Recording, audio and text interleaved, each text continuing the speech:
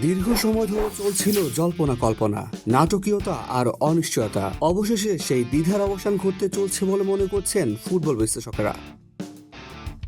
Real মাদ্রিদের অভিজ্ঞ coach Carlo Ancelotti শীঘ্রই ব্রাজিল জাতীয় দলের দায়িত্ব নিতে যাচ্ছেন, এমনটাই দাবি করছেন একাধিক নির্ভরযোগ্য সূত্র। 65 বছর বয়সী এই ইতালিয়ান কোচকে ব্রাজিলের দায়িত্বে দেখার আগ্রহ অনেক আগে থেকে প্রকাশ করে আসছে ব্রাজিল ফুটবল কনফেডারেশন। বিশেষ করে গত মার্চে দরিবাল জুনিয়র বরখাস্ত হওয়ার পর আনচেলত্তিকে আনার প্রক্রিয়া জোরদার করে তারা। এমনকি সিভিএফ সভাপতি এদনালদো রদ্রিগেজ আনচেলত্তিকে স্বপ্নের কোচ হিসেবেও আখ্যা দেন।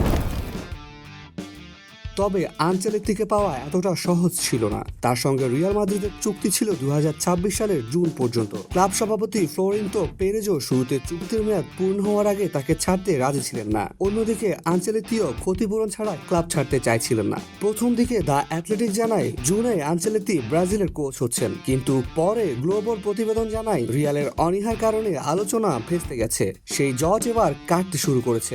নিউ ইয়র্ক ভিত্তিক ক্রীড়া ওয়েবসাইট দ্য অ্যাথলেটিকের সর্বশেষ রিপোর্টে উঠে এসেছে রিয়াল মাদ্রিদ ও আনচেলত্তির মধ্যে মৌখিক সমঝোতা হয়েছে।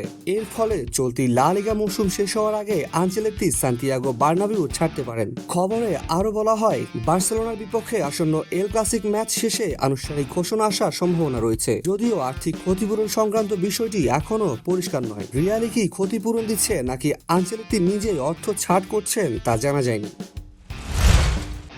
এদিকে আনচেলত্তি বিদায় নিলে তার উত্তরসূরি হিসেবে আলোচনায় সবচেয়ে বেশি নাম উঠে আসছে জাভি আলোনসোর। বর্তমানে বায়ার লেভারকুসেনকে দুর্দান্তভাবে পরিচালনা করা এই সাবেক রিয়াল তারকা নিজেও ক্লাবের ভবিষ্যৎ পরিকল্পনায় আছেন বলে ধারণা করা হচ্ছে। সবকিছু ঠিকঠাক থাকলে ব্রাজিলের ডাগ আউটে আনচেলত্তির নতুন অধ্যায় শুরু হতে পারে আগামী জুনেই বিশ্বকাপ বাছাই পর্বের ম্যাচ দিয়ে।